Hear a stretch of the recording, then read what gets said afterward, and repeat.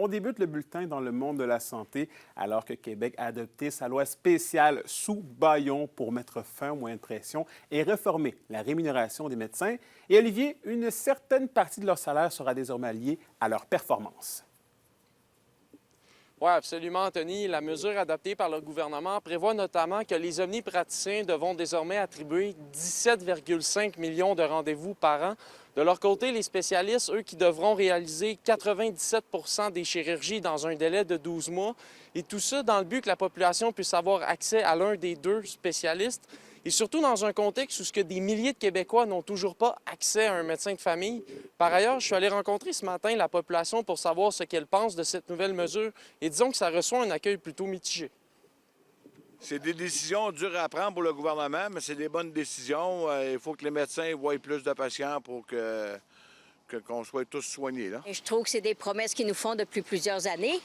Nous autres, on n'a plus de médecin de famille. Je sais pas. Vont-tu faire ça vite, vite, vite? Au lieu d'avoir 10 minutes, on va avoir 5 minutes par patient. Bon, la réponse semble assez mitigée dans la population, mais il y a aussi beaucoup de frustration du côté des médecins. Oui, disons que ce n'était pas accueilli là, avec enthousiasme autant du côté du privé que du public. Par ailleurs, c'est les médecins qui pratiquent au privé qui seront le plus impactés puisqu'on parle de 40 à 50 de perte de revenus avec la nouvelle règle, ce qui fait en sorte que certaines cliniques privées pourraient perdre d'importants revenus et en plus de possiblement voir certains médecins quitter la pratique pour aller vers l'Ontario. Je vous laisse écouter le président de l'Association des médecins omnipraticiens du Nord-Ouest du Québec, Jean-François Verville. L'argent qu'ils nous enlèvent, c'est l'argent qu'on utilise pour payer nos locaux, pour payer nos secrétaires, pour payer notre équipement, nos ordinateurs.